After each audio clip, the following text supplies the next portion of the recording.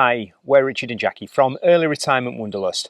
When you early retire, the world of travel just opens up to you, and it's a personal choice as to how you are going to do that. Whether you want to travel the world in your campervan on extended road trips, or whether you want to use Airbnb properties to explore the wonderful hidden places that the world's got to offer. And on our current road trip, we have got 7 weeks travelling around Spain and Portugal. We've actually tasted both sides of those travel options. We've had a few weeks where we've been in our campervan and 2 weeks we've spent in a villa in Portugal. So we thought we would go through some of the comparisons of the pros and cons of both types of travel.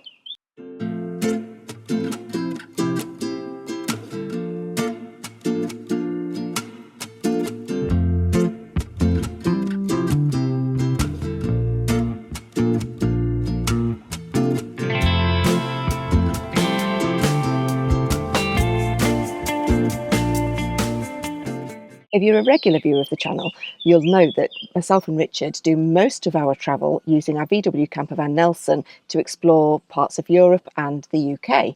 But on this trip, we've actually had 2 weeks where we've stayed in an Airbnb villa with family, and it's really made us have a think about the different kinds of travel that is open to everyone, because actually van life isn't for everybody and there are lots of other choices out there.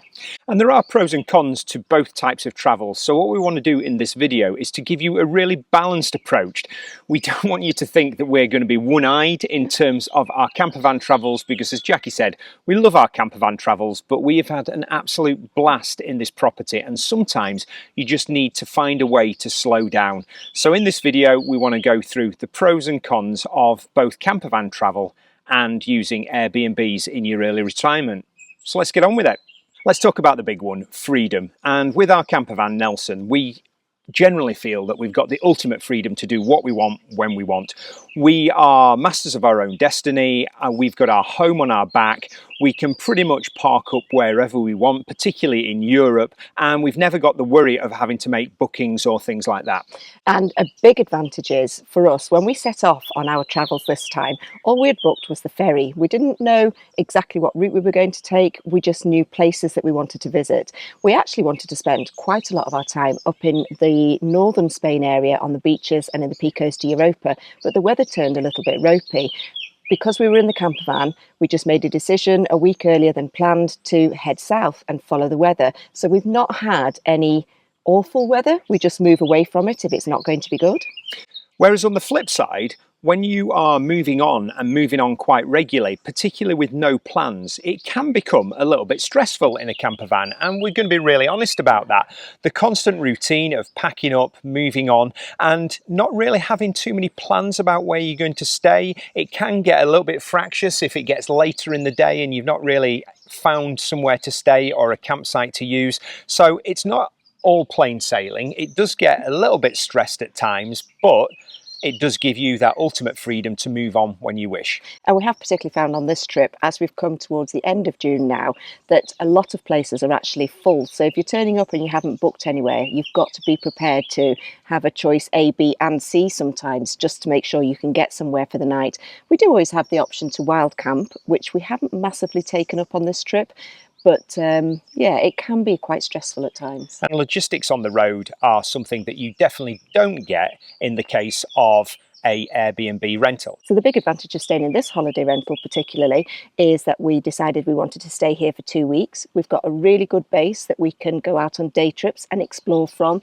It's got everything that we need in it. It's been a really hassle-free, quiet, lovely family time. And there's real flexibility in using holiday rentals, and using formats like Airbnb. You can book rentals for the night, you can book for weeks, you can book for months, and you really do have that choice of where you want to go. So if you fancy a balcony in Barcelona, or you fancy somewhere on the sea or somewhere in the mountains, there is that flexibility, because it is a huge portal and the world has got a much smaller place. And I suppose a small negative and a downside to that is that you are a little bit restricted. If the weather had been awful here for 2 weeks, we were stuck. We couldn't have particularly packed up and moved on because it would have had a cost implication. But we've been lucky. The weather's been great. And actually, you do know, if there is a bad weather window, it usually doesn't last for more than a day or two. And in terms of flexibility, you are quite limited to a particular area. So we're out here on the Jura Valley, and we thought that we were reasonably close to Porto, whereas it's actually an hour and a half train journey, which we really enjoyed, and it was all part of our adventures. But exploring in a fixed location is not quite as easy as if you've got your home on your back and you can go where you please. At first glance, campervan travel does seem really cheap. Once you've invested in your van and you've had it converted, or you are ready to go on the road, you've got that ultimate freedom to go where you please. We've been on the road prior to coming to this villa for 3 weeks in northern Spain and Portugal, and our accommodation costs have averaged out at £14 a night, which at first glance seems incredible value for money. But we are realistic, and we do also look at the actual breakdown of costs of the van. So we have had the van for just under 8 years. It cost us £38,000 with it and all of its conversion costs, and we have done 850 nights away in the van, and we've worked out that's about £44–45 per night. That is the cost of what the van has actually cost us at the moment. And obviously there are other costs as well, including insurance, breakdown covers, your petrol costs. So it isn't as cheap as it seems if you add all of those things in, but for us that's worth it. It gives us the ultimate freedom for us to travel where we please. So what we found with rentals is that within the one price, you get that fixed price and you know exactly what your outgoings are going to be. And it will include luxuries like cleaning of the apartments. It will include Wi-Fi. It will include a whole host of luxuries that we don't have when we're in the van. And there's no doubt about it, holiday rentals are definitely more expensive than pitching up to a campsite and only paying £14 a night. But you do get the choice of how much you do want to spend. So when we look at the different platforms like VRBO or Airbnb or Booking.com, we will go through and put the little slide of costs down to the maximum that we feel we would be prepared to pay for. We've actually been really lucky with this place. It's my family that have rented it, so we've kind of hitched a ride for these 2 weeks. So we've actually got it for free. But generally, it is more expensive to rent places, but you are definitely in more comfortable places than a camper van. And quite often when you are thinking about longer term rentals, particularly if you're early retired, there might be deals to be had in terms of discounts against rates because you are choosing to stay for a longer time, which again just gives you greater value for money in your travels. Which we actually used to do when our kids were younger. There were 2 or 3 years where we hired a small, tiny little apartment on an island in Florida. It used to cost us, I think, about £1,200 for the whole summer. We'd spend 6 weeks there with the kids, and they would become part of that community. And it was just a really fun way for us to fill the summer holidays with the kids, and it was just as cheap to live in America as it was to live in England at the time because of the exchange rate. Van life, and particularly living in a tiny little VW camper van, is not all that Instagram sometimes makes out to be. We travel extensively in Nelson. It is a tiny, sometimes I describe it as a small tin can. There's not much living space in there. There's not much space to move around. And sometimes when the weather is really not great, it's not that much fun either. But you do get that overall sense of being out in nature, and we absolutely love living out of the van. It does have its challenges, and going on to the weather, it can be challenging in really hot conditions or really cold conditions, and ironically we find it much more challenging in hot conditions. We have been in the villa now for a week and it's been hitting close to 40 degrees, and we had this discussion last night. We don't actually know what we would have done if we were in the van. We would have probably had to move on to cooler climates or move to the coast where there's a bit more of a breeze, because we find hot conditions really, really challenging. Yeah, we've had a couple of holidays, particularly I remember one in Italy. We were on Lake Garda and it was just so oppressive that we did have to move on. And I think at that point we'd actually booked, because it was one of our first trips, we'd booked all of our accommodations and campsites, and we did end up losing out on quite a lot of money. But yeah, hot weather and camper vans, it's not the greatest combination.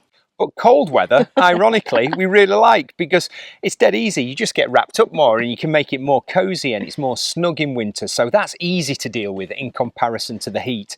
One of the other challenges we have in terms of van life is, me in particular, is just learning to slow down. And there is that feeling of when you're on the road, you're always looking for the next thing where you're moving on to. Whereas when we've been in the base of the house, you haven't got that option, and we found it so much easier to slow down. Whereas when you come away and you stay in a holiday rental, it really is a home from home. We've loved having the luxuries of having the pool and sun loungers, a washing machine. We got all of our week's worth of washing when we first arrived here done. There is a proper fully fitted out kitchen. It's got a pizza oven and it's got barbecues. And we've just really enjoyed a proper chilled out, relaxed week, 2 weeks with the family. So in terms of lifestyle, there really are sort of no negatives to be had from that, and we've really enjoyed the break. After 3 weeks on the road, it's been lovely to meet up with family, to slow down and to have a few home comforts while we're out on our travels. And actually, hiring a Airbnb type villa, you don't actually have to stay in the same place. You could still do your holiday, but have a week here, a week in the mountains, and another week somewhere else. And you still feel like you're travelling and you're still getting around and seeing different places, but you've just got that more homely base for those few days. Something that we do love about van life, and actually particularly since we started doing YouTube, is that being on different campsites is a really friendly experience. Quite often, Richard will disappear to go and do the washing up, and I don't see him for an hour, and I'll say, "What have you been doing?" And it's because he's been stood chatting at the sink and catching up with people, finding out about different places they've been to, getting ideas of where we want to go. But it is a really social place to be on campsites. I absolutely love it, and there is no better place than the campsite wash-up area to find new places to go, or to find people that are really experienced at travelling, because there is so much expertise out there. And obviously I love chewing the fat on stuff like that. One of the downsides is, when you are on campsites, is that people are always moving on. So we have met so many wonderful people on the road, but it's quite hard to keep in touch with them all. And we hope that in the future our paths might cross, but it is a constantly sort of transient movement around Europe, really, and around the UK. So you know that you're going to bump into some people, but it's going to be quite hard to keep in touch with those people. But it is just a really friendly way to travel. For us, being in different kinds of apartments and villas that we go to with our family, it's just a really nice time to have that quality family time. We've done quite a few trips this year. We went to Florida with the whole of our family. There were about 12, 15 of us, which was just fantastic. We go skiing with the kids. They join us for a week when we do our ski trips. And obviously we're here now with my sister and my mum and their family. So it's great to have some family time. The other thing we have found through different experiences in our family, when we used to go to Florida and stay there for 6 weeks, our children would join in to the local community centre and all of their summer holiday activities. So for those 6 weeks, they had a really sociable community of friends that they still keep in touch with, some even to today, and that was probably from 15 years ago. And talking of longer term relationships, Jackie's mum is a constant inspiration to us in terms of her travel. Yeah, mum goes and stays for between 4 and 8 weeks. She has, again, joined the same community centre, different group of people. She goes and joins the yoga classes and some of the other craft classes that they do. And she has just got this great inbuilt community. She never stays in the same place twice. She likes to try all of the different places on the island. But yeah, it's just a really nice way of immersing yourself in that one area. But on the flip side, if you weren't going away with family, or if you weren't going away to a community that you know, when you are in rentals like this place, for instance, we have met hardly anyone from the local community. No. Because there is the language barrier, obviously, but it's just not the sort of thing where you bump into people as much. Whereas on a campsite, there is that inbuilt network of sort of friends and people with a common interest. So the next thing is, what do you want to get out of your travels? Now, van life has been wonderful for us to explore a wide variety of the UK and Europe, and we have done some tremendous road trips where we really do feel that we've got a taster for life in a whole host of different countries. But one of the challenges that we've talked about a little bit earlier on was the fact that I think we were a little bit guilty of moving on too quick and doing a really light touch of an area, and we've got better at that, and we've balanced our travels. So now we're a little bit more laid back. We don't have as many plans. So if we find a place that we like, we lay down routes for a few days, and we did that on the Portuguese coast. We found a lovely little air earlier in this trip, and we were going to stay for one night, and we actually ended up staying for 3 or 4 nights. And that really gave us a wonderful feeling of that particular area. But even then, we have found we have experienced a whole world of different places in Europe and the UK, but there's a lot of places that we really couldn't tell you a lot about because we've spent 1 or 2 nights there, and we keep saying, right, that's another place that we must go back to and spend more time. So we are learning. Spend time while you're actually on those travels, and then go back and explore a different area next time you go. An example of that was we purposely one summer decided that we were going to restrict ourselves just to the French Alps, because the summer previous we'd gone to the French Alps, and then we realized that it was within touching distance of the Italian Alps and then into Switzerland, and we just kept going and going and going. And by restricting ourselves just to that region of the French Alps, we actually had one of our best road trips, because we just fully immersed, we fully slowed down, and we had a wonderful experience. And when we moved on, we literally maybe only moved about 10 miles down the road, so we really did explore that area. Something we must do again. And on the flip side, what staying in rentals shows us is you can really immerse yourself, and you really get a deep experience of quite a small area around the rental, because you don't want to be traveling too far every day out and about. So you genuinely do get that deep immersive experience. And when we have used rentals, we feel that we've really got to know the area well and got to get under the skin of it, really. Yeah, we've enjoyed from here getting the train into Porto. We've been on lovely walks around the area. We've been into the local towns and had meals. We're going further up the river by train again tomorrow, and we're going to get a river cruise. And you've just got time to plan all of those different activities, as well as just having your leisure time by the pool as well. I think it's right to say in conclusion that there can be no particular one conclusion that fits all people. We love our campervan travel. You'll know that if you watch our channel regularly, because it just gives us the chance to get out and explore for weeks at a time at a price that we can afford. But the thing in early retirement is no one size fits all. And the one thing that we would absolutely advocate, and the one thing that we think is really important, is to just get out there and to find the way that suits you best, and use that to explore the world, to build memories together, and to have a really fulfilled early retirement. So what do? Well, we've actually learnt to value a mixture of both. Obviously, using our campervan for travels is still our main form of getting away, but we really value the time that we have with our families when we rent places like this to stay as well.